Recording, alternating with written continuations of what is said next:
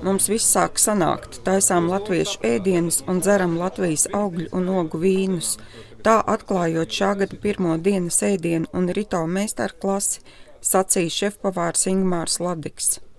Man jau šeit attiecībā uz Latvijas garšu, uz mūsu produktiem izveidojas ļoti tāds stiprs un stingrs raksturs, ka es ar to nodarbošos un iešu ar vien tā kā pa trepēm augšā un sasniegšu to, ko es gribu sasniegt. To, kad, piemēram, man ēdienkartē būs tikai Latvijas produkti, viņi būs sagatavoti tikai mūsdienīgā izpausmē, viņi būs ļoti raksturīgs un spēcīgs garš, bet es tā visu vēl jāproja līdz cilvēku, lai tas viss būtu vajadzīgs.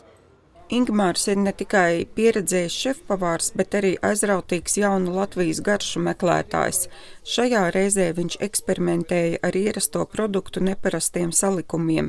Piemēram, zemenes lika kopā ar svaigu gurķi un melnajiem pipariem. Uztaisot vienu lietu, paverās ceļš uz kaut kādām 2-3 jaunām lietām. Ja? Un, pieņemsim, 15 gadu atpakaļ es droši nebūtu iedomājies, ka es varu pasniegt šādā veidā ēdienas, kā es pasniedzu tagad.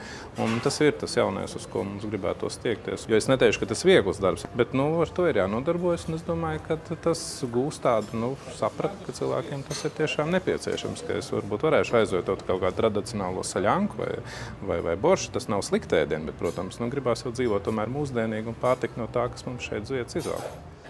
Meistarklases apmeklētājiem jautājām, ko jaunu viņi gūst šajās nodarbībās. Ingmaram viņam ir fantastiska garšu izjuta, un viņš tiešām ļoti labi saprot to produktu savienojumu, ko var savienot. Liekas, domādami nepiedomās savienot gurķi ar zemeni, bet tas ir vienkārši izcili, tas tiešām izcili. Un, protams, tie salāti vienkārši dievīgi no Latvijas produktiem, no mūsu biezpiena. Tas ir tas, ar ko var lepoties. Īstenībā šo pirmo ēdienu, kurš bija pagatavots, varētu ielikt kā Latvijas tradicionālo, virtuve. Šoreiz apmeklētājiem bija iespēja ne tikai gūt jaunas idejas ēdiena gatavošanā, bet arī nogaršot Latvijas vīnu. Latvijā ir apmēram 30 mazas vīndarītavas noreģistrēts. Katram no šiem vīndariem ir savs rokraksts, savu izpratni par to, kas ir vīns, kas ir dzerams, kas nav un tā tālāk. Katrs gads ir savādāks, augļi ir nedaudz savādāki, ir augšanas apstākļi ir savādāki.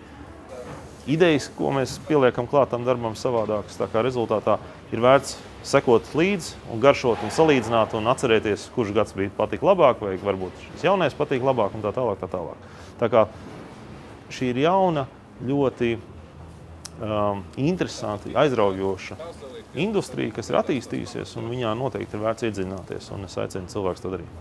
Kādi jaunumi dienas ēdienu lasītājs un rito klientus gaida šā gada meistarklasēs? Rito meistarklases ir ļoti iecienīts projekts, tāpēc mēs to turpināsim arī šajā gadā. Katru mēnesi būs meistarklase ar Latvijā zināmiem, profesionāliem ekspertiem, šefpavāriem un arī citiem amata meistariem. Līdz ar to katru mēnesi mēs tiksimies Rito veikalos. Par meistarklasēm varēs uzzināt gan žurnālā dienas ēdieni, gan arī mūsu jaunajā mājaslapā www.rito.lv. Meistarklasē gatavoto ēdienu receptes meklējiet žurnāla dienas ēdieni jaunākajā numurā.